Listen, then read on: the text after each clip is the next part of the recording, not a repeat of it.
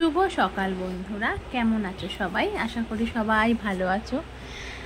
সাজগোজ কত রকমেরই না সাজগোজ হয়, বিয়ে বাড়ির সাজ, এমনি যাওয়ার সাজ, আর এই হলো নাচের সাজ।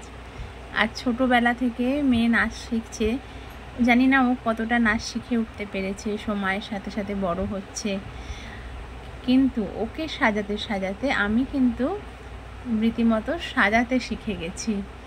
অবশ্য প্রফেশনালের মতন সাজাতে পারি না, তবে মেয়েকে এখন মোটামুটি অনেক স্পিডে, আগে তো যখন ও নাচ শিখতো শুরু করেছিল তখন তো অর্ধেক সাজের জিনিসের নামই আমি জানতাম না, জানেন আপনারা?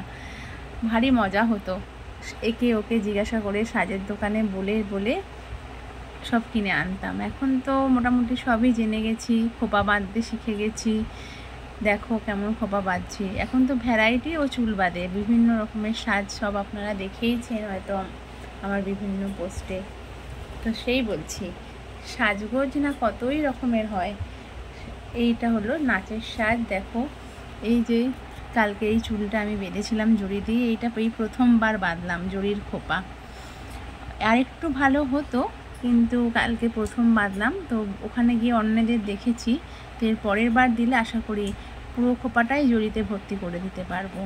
তারপর এই দেখো, যেমন যতটা পেরেছি পুরোটাই ওকে সাজিয়েছি নিজের হাতে করে। আমার কাছেই ও সাজে ছোট থেকে। এইটাই দেখে বলো তোমরা কেমন হয়েছে। মানে ওই যে মেয়েকে বড় করতে করতে দিদিমণি হয়ে গেলাম, মেয়েকে বড় করতে করতে এখন দেখছি মেকআপ আর্টিস্টও হয়ে যাব, হয়তো কিছু কিছু নাচও শিখে গেছি। এই দেখো, আলতা পরার পরে পায়ের ছবিটা ও নিজেই তুলেছে। এই দেখো, পাশ থেকে সামনে থেকে সবভাবেই নিজের ছবি তুলতেও ও খুব ভালোবাসে, তো তুলেও দিলাম, সেটা তোমাদেরকে দেখালামও। এই হচ্ছে সাজগোজের আজকে আমার ব্লগ। তো মেয়েকে শুধু সাজালে হবে, আর ওর ভারী শখ যে আমিও ওর সাথে একটু সেজে গুজে ওর ফাংশানে যাই, তো কালকে তাই করলাম।